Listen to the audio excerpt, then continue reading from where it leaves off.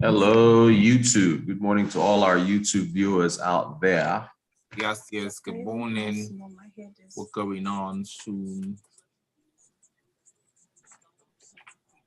We are the plug for the information you need to make the right investment decisions. We are Nairametrics, Nigeria's leading destination for business news, macroeconomic data, investing, and financial literacy.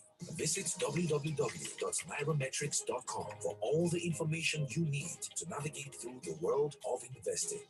Nairametrics, creating wealth through information. You're listening to the Smooth Breakfast. We're on.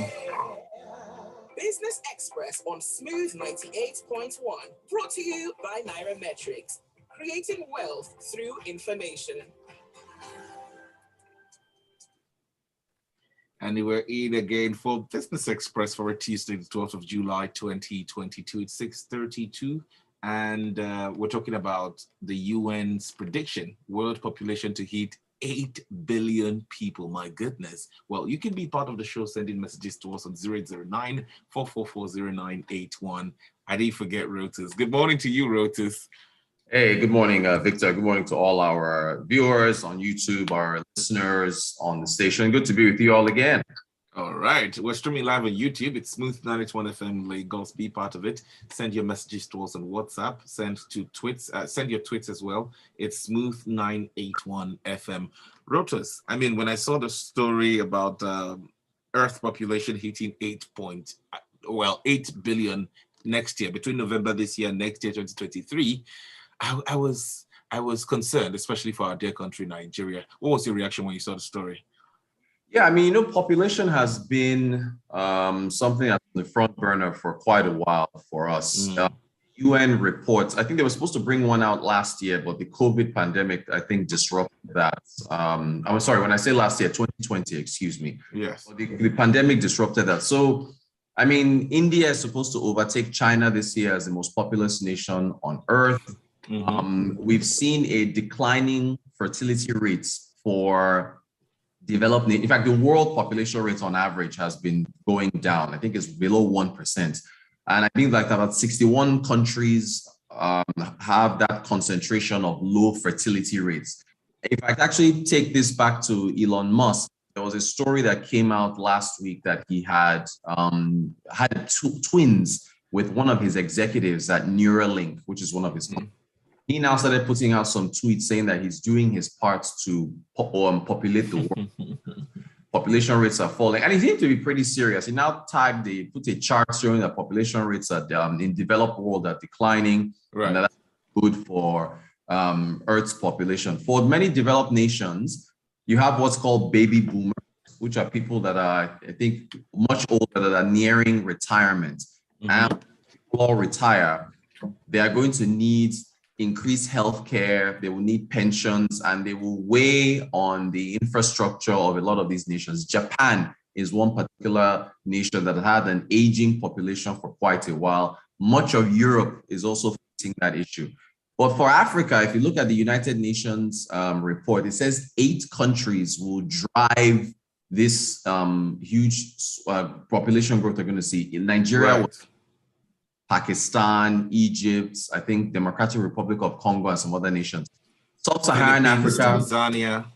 Yeah, Tanzania. Yeah.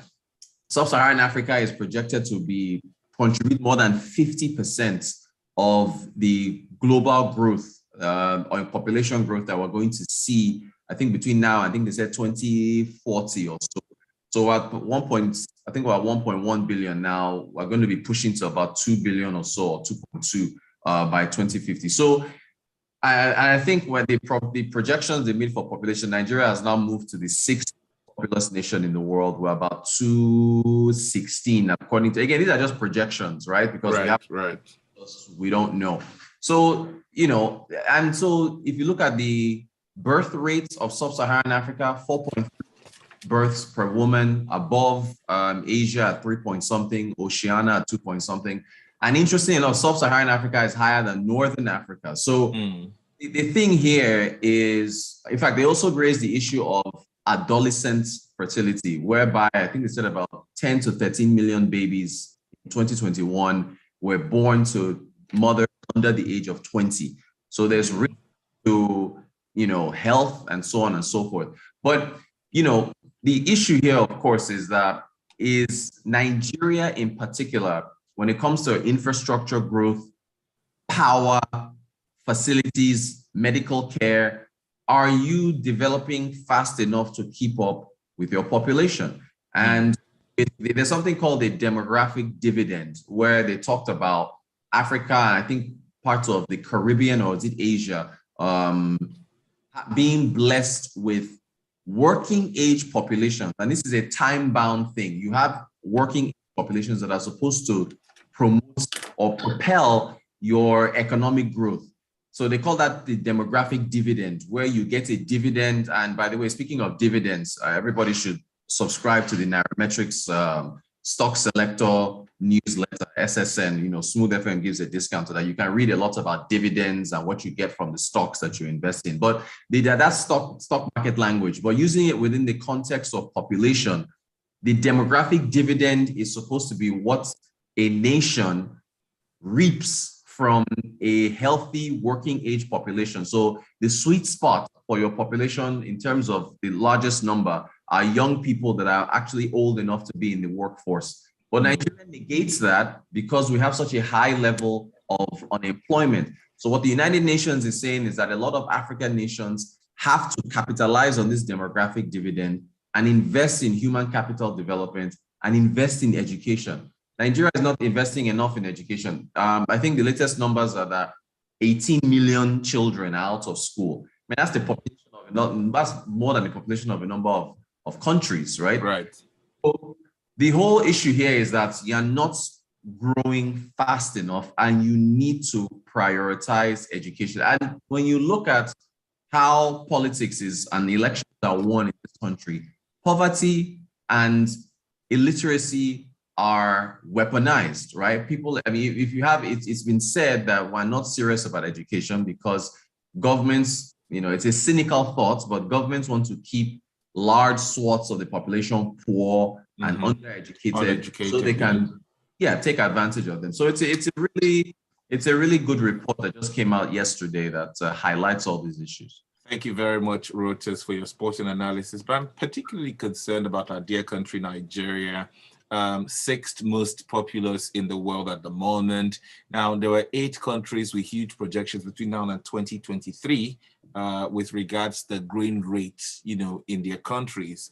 8 of them, Pakistan, Philippines, India, and then 5 African countries, Congo, that's Democratic Republic of Congo, Egypt, Ethiopia, Nigeria, and Tanzania, right? Nigeria on this list is very worrisome to me. The last time we had our population census was in 2006, August to be more precise. Now we're hearing one is expected in April 2023. Now, as at 2006, we're estimated 140 million people. The numbers have grown. Right now, I mean, you just said we're about 216 million people projected. We're still not sure. And when we keep working with some of these estimations, it doesn't help the government of the day plan properly. Now, you also talked about production, also looking at the AFCFTA agreement. Nigeria has the population. While other African countries are producing, they have Nigeria in mind, sending here our huge population we consume. And we're not producing as much. We're not doing enough to cater for the rising population of the day. What's your reaction to that? Look, and it's an impact on productivity. If you have large swaths of your population that are not productive, it is a drain on your resources. It increases crime. It has all sorts of issues. I can even link this to fuel scarcity. Fuel scarcity and the amount of time that people spend in fuel queues is a hit on productivity. I had to wake up at 5 a.m. in the morning on Saturday, in fact, 4:45 a.m., in order to race to a fuel station because I got a tip the day before on Friday afternoon from a fuel attendant that they will be selling fuel at 5 a.m. and I should rush over there in the morning. So on a Saturday morning, when I could have been exercising, I could have been sleeping, improving my own health, I could have been doing something else, I had to rush over to go and get fuel. During the week, somebody, either before you get to work, if you have to go and queue for fuel, or after you finish work, if you have to go and queue for fuel, you are losing productive hours that you can be using for something else. Even for people that have drivers that send their drivers and their cars to go and queue up, your car could be resting, less wear and tear at home. Your driver could be doing something more productive. So productivity and populations that are exploding and growing and are not educated and are not, formally employed, it's a hit on productivity for that particular country. So it's very, very alarming. So you have to ask yourself, as far as leadership is concerned for 2023 and beyond, what is the plan?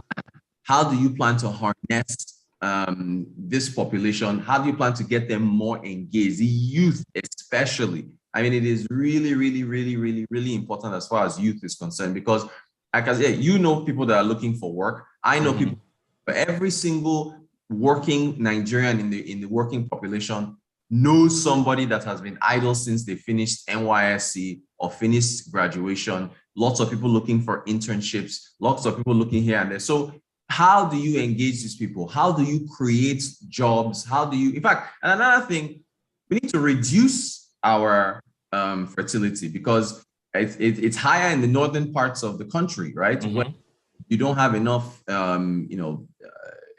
contraceptive education and so on and so forth. So it's a big mix, and it's something that we talk, when these reports come out, we'll talk until the next report comes out, and we'll talk. Between the times that the reports are released, you're not seeing much being done to address this population issue, and productive populations particularly. There's a conversation we're not having. It looks fashionable for young people to talk about being a baby mama or being a baby daddy or whatever they call it. I'm sorry, but you see countries like the United States, their population as at 2020 was put at 329.5 million people. Now projections in the next 10 years, 8 countries, the United States is not captured. Birth control, they're looking at it. It's really huge for them. China right now is about 1.4 billion. They're cutting down. India is about 1.38 billion. They're going to surpass China in the coming years. Aren't we looking at something in Nigeria where we can also bring birth control into the wider conversation, really? Yeah, I mean, I remember when I was growing up, and I used to see all these ads, and I don't really see them anymore. There used to be more of campaigns, and they seem to have reduced, So it's alarming, it's concerning. Something needs to be done. It needs to be more. More has to be addressed with respect to how this is managed going forward. But this conversation can't happen only when this report comes out. It's only when Daily Trust already has an article on it, the Daily Trust newspaper. It can't, after a while it fades away and then it comes up later on. It's something that has to be sustained going forward. But we really do have to do something about that. All those countries you mentioned, the United States, the Chinas, the Indias of this world, they've all to some extent managed populations. Look at this, Nigeria, which has 1/5 of India's population. Nigeria is dragging for the most amount of people in extreme poverty with India. I think India is back to number 1 now, but Nigeria was number 1 for a while. So you can imagine, what that means. Exactly. Such a smaller population than India, and yet we are competing with them for the most people in extreme poverty. So it tells you, the emergency of the situation. Well said, Rotus. But let's look at some of the messages on the WhatsApp portal. Ogenochukwu has this: an increasing population without basic education, not even vocational education. Consequences of this is an avalanche of social vices. And Bengal Komu says that is why the elections next year is so important. This country must go into a new direction. Otherwise, we're going to sink deeper. Thank you very much for your messages. We've come to the end of the show for today. Thanks for tuning in. Remember, today's episode is brought to you by Nairametrics. Follow Nairametrics on all social media platforms. Also subscribe to their premium newsletter. That's Stock Select Newsletter, SSN, Stock Select Newsletter. It's a weekly stock guide written by Ugo Dre on local and international best performing stocks to guide investors on what to buy, sell, and hold. We're offering a 30% discount to all subscribers from Business Express. So kindly visit ss.nairametrics.com/coupon and enter the promo code SmoothFM to get the discount. All right. Visit ss.nairametrics.com/coupon, enter the promo code SmoothFM to get the 30% discount. Thank you, Rotus. Let's keep the conversation going on social media at Rotan Court. Yes. Yeah, let's talk about our growing population and Smooth 981 FM. Let's do this again tomorrow at 6:30. Good morning. All right.